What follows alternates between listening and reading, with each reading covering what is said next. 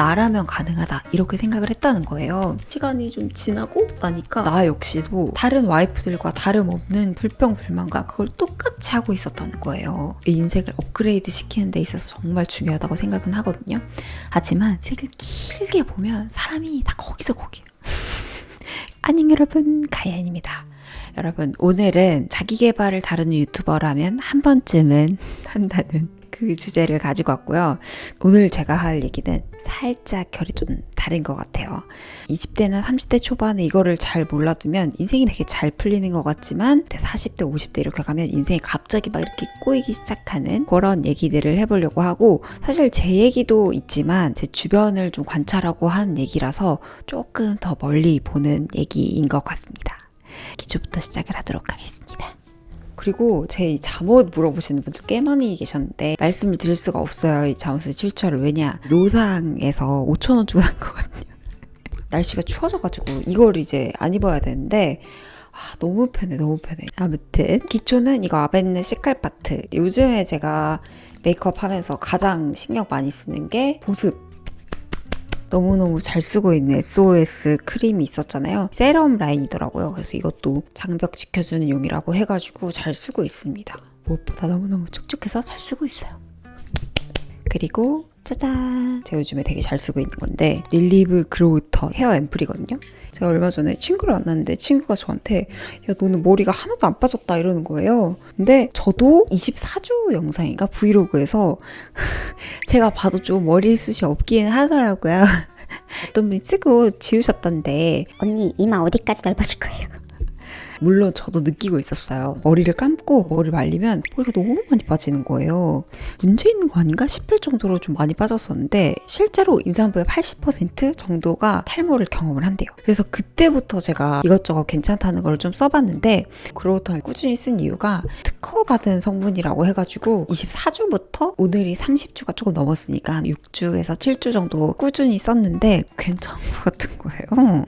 일단은 탈모 엑소좀 앰플이 들어가 있다고 하더라고요. 이게 국내 최초라고 하는데 모근 강화에 도움을 주는 성분들을 넣어야 되잖아요. 근데 이게 두꺼우면 모근 안으로 안 들어가겠죠.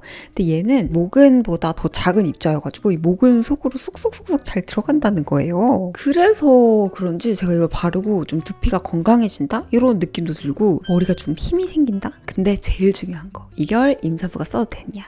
근데 써도 된다고 합니다. 저자극 테스트도 다 받았대요. 그리고 식약처에서 안심할 수 있는 성분이다 인증을 받았다고 합니다. 그래서 바를 수 있었다. 특이한 게 전 이렇게 생겼어요. 이렇게 머리 감고도 발라도 되고 마른 모발에도 바를 수가 있어가지고 두피 마사지를 이렇게 해주는 거죠.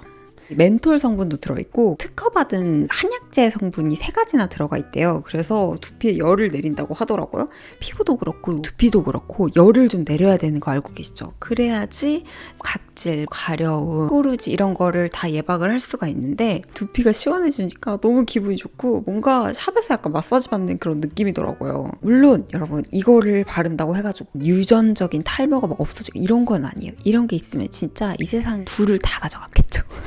그렇지만 우리가 이제 환경적으로 생기는 것들 있잖아요. 두피 열이 생긴다거나 두피에 영향을 주면 빠지는 걸 방지할 수 있는 그런 머리들은 우리가 지키자는 거죠. 그래서 저도 임신하고 나서 좀 더 게을러지고 열도 많아지고 그랬는데 그로우턴 바르고 단백질이나 이런 것도 더 챙겨 먹고 그랬더니만 좀 굉장히 만족해가지고 쓰고 있는 제품이어서 홈케어 하고 싶다, 미리 관리 좀 하고 싶다 하시는 분들은 써보시면 좋을 것 같아요. 선크림 라이스 마일드 모이스처. 나도 모르게 내 인생이 꼬이는 경우에 대해서 얘기를 해보려고 하는데, 특히나 저희 채널에는 알파걸 같은 분들이 많이 보시잖아요. 그런 분들이 꼭 알고 계셨으면 좋겠다는 취지에서 오늘 영상을 좀 준비를 했거든요. 첫 번째는 나는 다르다는 생각입니다. 일적인 부분에서 그럴 수도 있고 인간관계에서 그럴 수도 있고 연애나 결혼 마찬가지인 것 같은데 20대 때 30대 초반까지만 해도 이런 생각이 다양한 일을 해보게 하기도 하고 좀 성취하게 만들기도 하고 장점도 있다고 생각을 하거든요. 근데 시간이 지나고 한 40대 50대 이렇게 지나잖아요. 이것 때문에 인생이 갑자기 꺾이는 경우를 제가 최근에 좀 많이 보고 있습니다. 제가 이 얘기를 하려고 한 결정적인 이유가 있었는데, 제가 아는 언니가 있어요. 그 언니야말로 진짜 알파걸이거든요. 엄청 예뻐요 일단. 그리고 집안도 좋아. 일도 진짜 멋있게 잘하고 돈도 잘 벌어요. 그러니까 어떻겠어요. 인기도 많아요. 다 가졌다 다 가졌어 막 이렇게 생각을 했었거든요. 근데 그 언니가 결혼 생활에 너무너무 힘들어서 그냥 인생 전반이 너무 힘들다 그런 얘기를 하더라고요.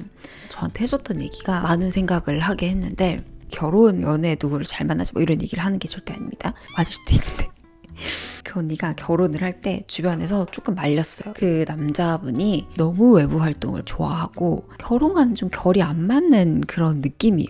고생할 것 같은데 뭐 이런 얘기를 주변에서도 했었대요. 근데 그 언니는 알파걸이잖아요. 그러니까 기본적으로 성과를 많이 내본 사람이고 성취를 했던 사람이기 때문에 자기는 그 사람을 바꿀 수 있을 거라고 생각했대요. 나라면 가능하다 이렇게 생각을 했다는 거예요. 그리고 그 언니가 인기가 많다 그랬잖아요. 그러니까 이 사람이 어떤 사람인지는 알고는 있었지만 나 정도의 매력이라면 그 사람이 가정적으로 바뀔 수 있을 거라고 생각했대요.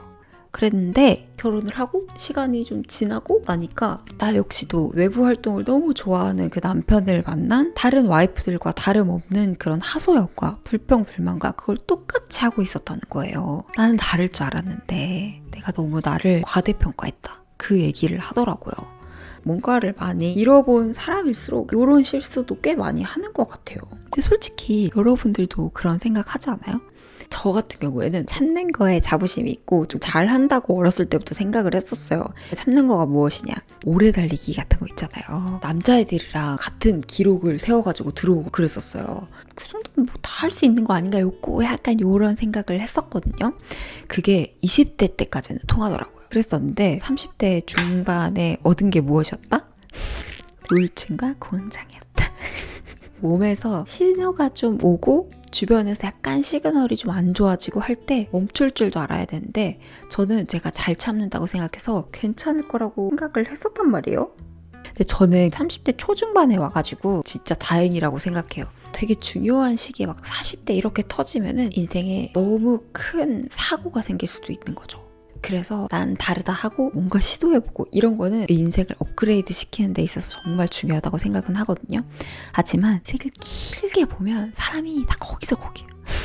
그러니까 체력이 정말 뛰어나게 좋은 사람들이 있고요. 능력이 뛰어난 사람들도 있지만 대부분은 길게 보면 참을 수 있는 데는 한계가 있고 사람들이 다 그러잖아요. 뭐 사람 고쳐 쓰는 거 아니다. 그런 얘기는 맞아요. 대부분. 길게 보면. 숨을 50초 참는 사람도 있고 3분 참는 사람도 있지만 8분 참는 사람들은 있거든요. 길게 해야 되는 일들 있잖아요. 그런 일들에서는 특히나 나는 다르다 이런 생각을 좀 내려놓고 남들이 그랬다면 이유가 있겠지 라고 생각을 하고 조금 받아들이고 대책은 어떻게 세우는지 그런 거를 좀 받아들이는 것도 너무 중요한 일인 것 같아요. 그리고 두 번째는 제가 요즘에 이제 유튜브도 하고 뭐 이런저런 사람들을 만나면서 느낀 건데 다 갖춘 사람들, 오늘 이렇게 갖춘 사람들 얘기를 알파걸들을 얘기를 많이 하는 것 같은데 다 갖춘 사람들을 보면 두 가지 부류인 것 같아요. 잘 안 참는 그런 사람이 있고 성격까지 갖춘 그런 사람들이 있는 것 같더라고요. 제가 아는 언니 중에 또 다른 알파걸이 있어요. 그 언니도 마찬가지로 다 가진 사람이거든요. 근데 딱 하나 잘 안 참아요. 왜 안 참는지도 솔직히 알 것 같기는 해요. 참을 이유가 없는 거죠. 근데 세상이 공평하다는 게 이런 거일 수도 있는 것 같은 게 주변에 사람들이 좀 많이 피해요. 파워가 있잖아요. 그러니까 대놓고 피하지는 않는데 살짝씩 피하는 느낌? 근데 여러분, 제가 얼마 전에 행복의 기원이라는 책을 읽었는데 그 책뿐만 아니라 다양한 행복이나 잘 사는 사람들 그런 것들을 조사한 걸로 보면 100% 인간관계 얘기가 나오고 그 인간관계도 피상적인 관계 말고 진짜 나를 마음으로 지지해주는 그 인간관계 있잖아요. 다 나옵니다. 다 나와요. 그게 진짜 중요한가 봐요. 아까 얘기했죠. 사람들이 다 그렇게 얘기하면 나도 피해갈 수 없다. 이게 진짜 중요하다. 그 책을 보면서 문득 그 언니가 생각이 나더라고요. 근데 그런 사람들은 20대, 30대까지는 되게 잘 살더라고요. 그때는 약간 타고난 것들로 사람들한테 인정받고 그렇게 하잖아요. 그런 것 자체도 인간관계에 큰 영향을 주니까 그런 부분으로 어느 정도 행복감이 좀 채워졌다면 제가 지금부터 점점 느끼는 건데 시간이 지날수록 나를 지지해주고 그런 사람들의 필요성은 진짜 커지는 것 같아요. 그리고 세 번째는 렌즈를 끼고 하도록 하겠습니다. 렌즈는 글로이 내추럴 라떼 브라운입니다. 눈 테두리가 조금 뚜렷한 제품이에요. 긴 쪽, 안 긴 쪽. 세 번째는 나의 흑역사를 통해서 나를 좀 많이 알아가야 되는 것 같아요. 사람들마다 기억에 남는 본인의 흑역사가 있잖아요. 초등학교 때 시험을 보는데 제가 공부를 했던 부분이었는데 막 생각이 날 듯 안 날 듯 한 경우가 있잖아요. 그때 애들이 시험을 먼저 끝내놓고 서들고 있었어요. 근데 이 시험을 잘 봐야 된다는 그 압박감과 긴장감과 그 불안함이 막 올라와가지고 엄청 울면서 애들한테 조용히 하라고 시험 시간 안 끝났다고 엉엉 울었던 그 기억이 있거든요. 아직도 그게 너무 생생하게 기억이 날 만큼 울음을 그치고 나서 그 수치스러움이 엄청 올라왔어. 근데 그것뿐만 아니라 뭐 해야 되는 것들 안 하고 자거나 미흡하게 하고 자거나 그러잖아요. 그러면은 새벽에 일어나서 제가 그렇게 울면서 밤새 하고 그러고 잤다는 거예요. 저희 엄마가 쟤도 특이하다 하고 생각을 했다고 하시더라고요.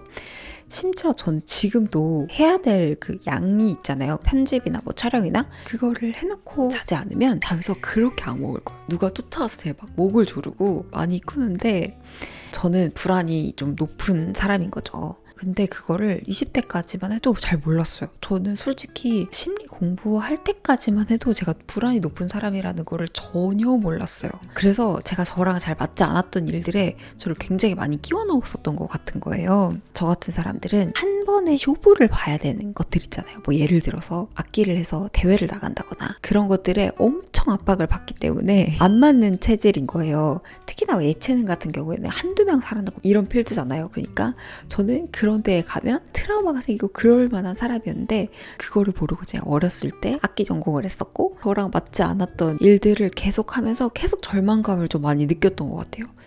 성격 이상하다 생각하실 것 같은데 잘 되다가 전날 갑자기 안 되고 그러면 그 압박감과 불안함 때문에 제 손가락을 깨물어가지고 막 피가 난 적도 있었고 그러니까 나의 기질을 파악을 하고 너무 상극인 곳으로 나를 몰아넣지는 않는 게 좋은 것 같아요.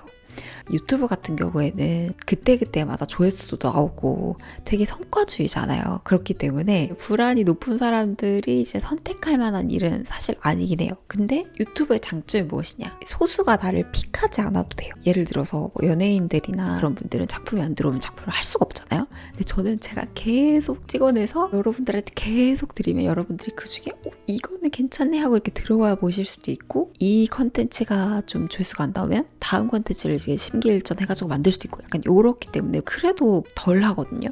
이런 정도는 저한테는 괜찮은 것 같아요.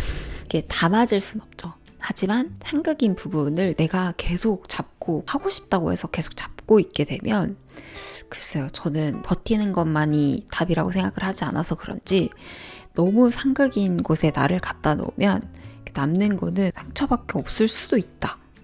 그리고 비효율적일 수 있다. 이런 생각이 들어가지고 한 살이라도 어릴 때 내 기질을 좀 파악을 해놓고 기질이라는 게 잘 변하지 않는 성격인 거잖아요. 그러니까 그런 것들을 잘 파악을 해놓아야지 열정 때문에 내 인생이 꼬이는 거를 좀 방지해주지 않나.